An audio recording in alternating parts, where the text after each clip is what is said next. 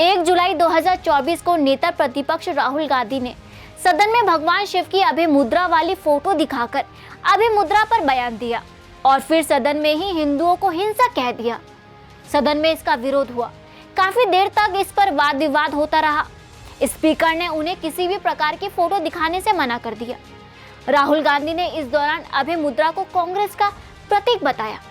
राहुल गांधी के बयान पर विवाद होना तो तय था, लेकिन इस पूरे प्रकरण में भगवान शिव की अभय मुद्रा चर्चा का विषय बन गया। अब जिस अभय मुद्रा को आधार बनाकर संसद में इतना हो हंगामा मचा है, वो क्या है, ये हर कोई जानना चाहता है।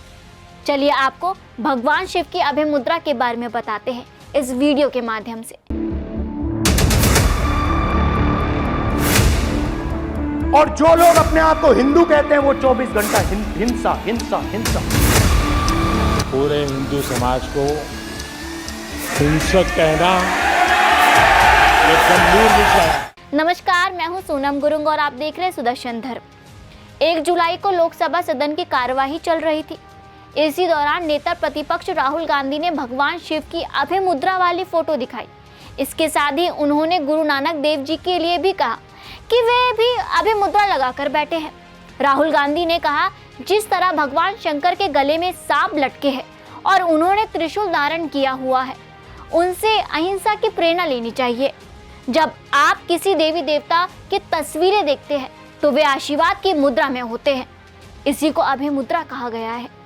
अभय मुद्रा का हिंदू और बौद्ध धर्म दोनों में काफी अधिक महत्व है। सिख में भी अभय मुद्रा देखने को मिलता है। हिंदू देवी देवता भी प्राचीन चित्रों और मंदिरों में इसी मुद्रा में दिखाई देते हैं। लेकिन सबसे चौंकाने वाली बात तो ये है कि राहुल गांधी ने इसकी अलग परिभाषा दे दी है।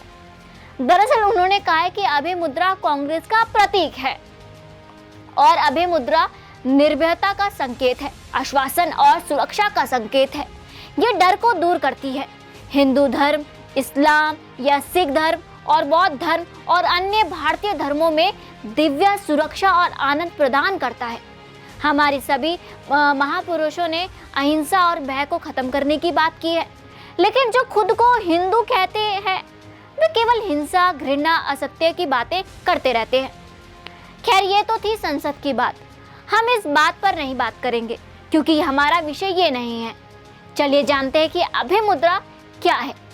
सनातन और योग का गहरा रिश्ता रहा है, जिसमें तमाम मुद्राओं के बारे में बताया गया है।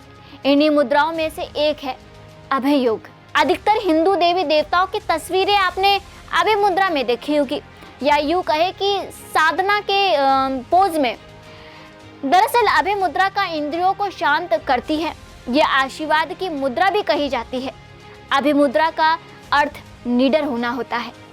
पहले इस मुद्रा का इस्तेमाल कई सांकेतिक रूप से होता था।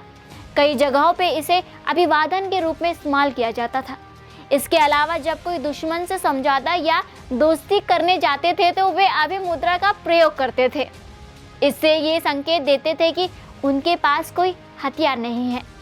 नकारात्मक ऊर्जा से बचने के लिए, मन को शांत रखने के लिए, वह चिंता और डर को दूर रखने के लिए, साहस के लिए अभय मुद्रा का अभ्यास करते थे। इस मुद्रा का अभ्यास दाएं हाथ से किया जाता है।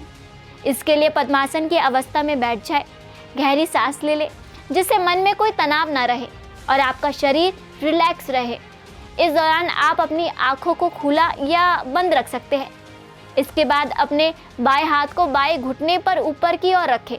इसके बाद दाहिने हाथ को सीने के बराबर लाएं और इस दौरान अपनी हथेली खुली और आंखें की ओर रखें। इस दौरान सभी उंगलियां सीधी रहें, जैसे किसी आशीर्वाद दिया है। इस मुद्रा में आप ओम का उच्चारण कर सकते हैं। इस मुद्रा को दिन में करीब 30 मिनट तक करना चाहिए। उम्मीद करते हैं कि आपको अभय मुद्रा से जुड़ी यह जानकारी आपके काम आई होगी। तो देर किस बात की, अभय मुद्रा का अभ्यास कीजिए और आप भी कीजिए और दूसरे को भी कराइए और इसके बारे में महत्व दीजिए। खैर, राहुल गांधी की बात तो अलग ही है, लेकिन मुद्रा क्या है आज आपने इस वीडियो के माध्यम से जाना होगा। तो बोलिए हर हर महादेव।